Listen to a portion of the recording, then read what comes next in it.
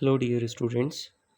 आज हम class 10th trigonometry का जो कॉन्सेप्ट्स है वो क्लियर करने जा रहे हैं, जिसका बेसिक जो रेशोज़ हैं एंड रिलेशन ट्रिग्नोमेट्रिक रेशोज़ का पर्टिकुलर ट्रायंगल की साइड्स के साथ क्या होता है वो स्टार्टिंग से हम स्टडी करने जा रहे हैं। ये class 10 chapter number 8 trigonometry. Here are 6 trigonometry ratio, 1 sin theta, cos theta, tan theta, cosec theta, sec theta and last cot theta. इनका जो साइड्स के साथ रिलेशन होता है perpendicular upon hypotenuse. Suppose this is a right angle triangle. Suppose the name of the triangle is ABC, right angle at A। Theta हम यहाँ पर ले रहे हैं, तो थीटा के जस्ट अपोजिट या इसके जो सामने जो साइड होती है ना, वही इसकी परपेंडिकुलर होती है। इस चैप्टर की जो फर्स्ट एक्सरसाइज है उसमें आपको ये ध्यान रखना है कि परपेंडिकुलर क्या लेना है और बेस क्या लेना है। तो परपेंडिकुलर थीटा के जस्ट सामने वाली जो साइड है वो, और जो डाउन साइड है बेस, और 90 डिग्री के जस्ट अपोजिट में जो है वो हाइपोटेनस होती है।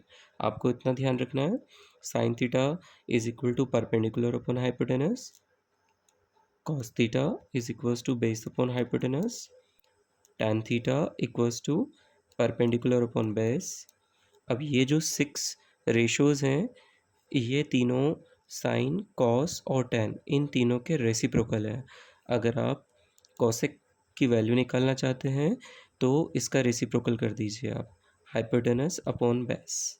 और अगर आप सेक निकालेंगे तो जो कॉस है ना, इसका रेसिप्रोकल कीजिए, means hypotenuse upon base.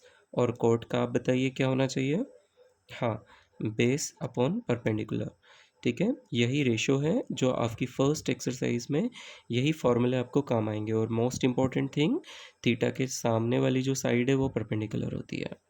Suppose कि किसी ट्रायंगल में हमने थीटा ले लिया यहाँ पर, लेट्स से ABC, थीटा हमने यहाँ पे ले लिया, तो फिर परपेंडिकुलर कौन सी साइड होगी आप बताइए?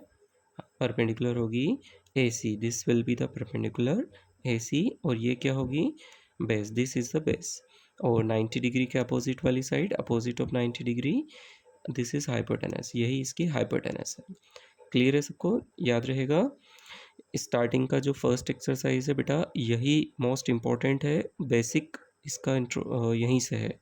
अगर आपको ये समझ में आ गया ना तो आप आगे कंटिन्यू कर सकते हैं।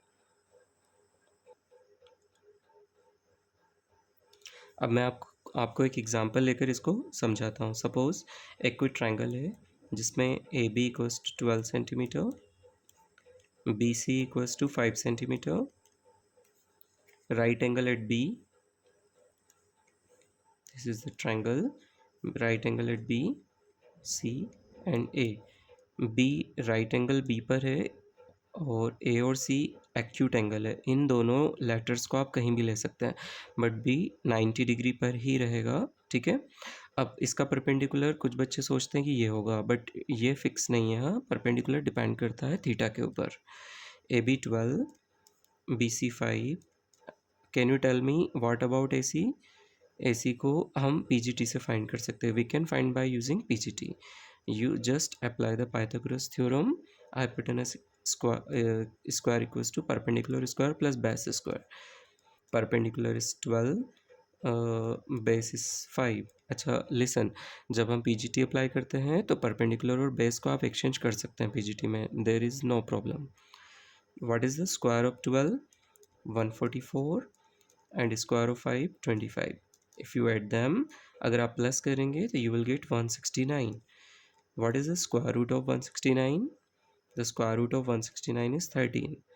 तो hypotenuse इसकी हो गई 13. Now the question is we have to find suppose sin A and cos C। ठीक है, तो sin A हम फाइंड करते हैं। तो sin A फॉर्मूला क्या होगा?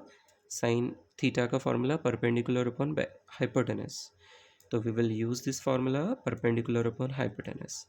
चलिए बताइए, अब आप बताओ थीटा कहाँ पर लेना है आपको। ट्रिग्नोमेट्री रेशियो में यहाँ पर साइन के साथ लेटर कौन सा है, ए, तो इसीलिए इस लेटर पर आपको थीटा लेना है, यहाँ पर थीटा होगा। अगर थीटा ए पर है तो थीटा के अपोजिट या इसके जस्ट सामने वाली जो साइड है वो क्या हो जाएगी, परपेंडिकुलर। तो ये परपेंडिकुलर है 5 और हाइपोटेनस इसका 13 है और ये बेस हो गया। ठीक है, तो परपेंडिकुलर आपको लेना है 5 और हाइपोटेनस 13। ठीक है, ये हो गई साइन ए की वैल्यू। चलिए कॉस सी फाइंड करता है। तो कॉस सी फाइंड करने के लिए फार्मूला यही रहेगा कॉस थीटा का, बेस अपॉन हाइपोटेनस। तो बेस अपॉन हाइपोटेनस। अब देखो कॉस के साथ लेटर कौन सा है, सी, तो आपको थीटा कहाँ पर लेना है, सी पर। तो थीटा अगर आप सी पर लेते हैं तो परपेंडिकुलर हो जाएगा 12 और जो बेस होगा वो 5 हो जाएगा। ठीक है, या तो आप एक डायग्राम और बना लीजिए या फिर इसी में थीटा को आप यहाँ चेंज कर दीजिए। तो सपोज़ ये थीटा यहाँ से हम रिप्लेस करके इसको यहाँ रख रहे हैं, तो थीटा अगर यहाँ से हटा के यहाँ आता है तो परपेंडिकुलर इसका क्या हो जाएगा 12 और बेस क्या हो जाएगा इसका, बेस हो जाएगा 5। तो बेस 5 और हाइपोटेनस सेम रहेगा। समझ में आया। ठीक है, तो थीटा के सामने परपेंडिकुलर होगा। ये बेस 12 थीटा ए के लिए है, लेकिन थीटा सी के लिए ये बेस 12 नहीं, ये परपेंडिकुलर 12 हो जाएगा और बेस 5 बन जाएगा। ठीक है, यही इनकी वैल्यू है। Thank you. एक एग्जांपल और है आपके लिए, example number 2। tan a equals to 1/√3 evaluate sine a into cos C.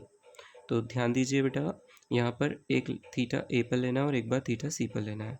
तो इसके लिए हम या तो ट्रायंगल 2 बना लें या फिर एक में काम कर लें, कन्फ्यूज़न ज़्यादा होगा इसलिए हम 2 ट्रायंगल बनाएंगे।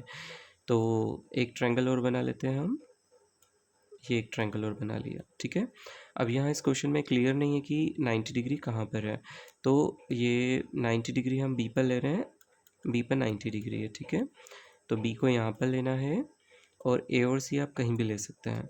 तो ए अगर यहाँ पर है तो सी यहाँ, लेकिन जो सेकंड डायग्राम होगा ना बेटा, ध्यान रखिए कि सेम टू सेम आपको कॉपी करना है, कुछ भी चेंज नहीं करना होगा आपको। ठीक है, ए और सी यहीं होगा एज यूजल। थीटा आपको एक बार ए पर लेना है और सेकंड वाले में सी पर लेना है। ठीक है, अब चलिए टेन का फॉर्मूला क्या होता है बताइए।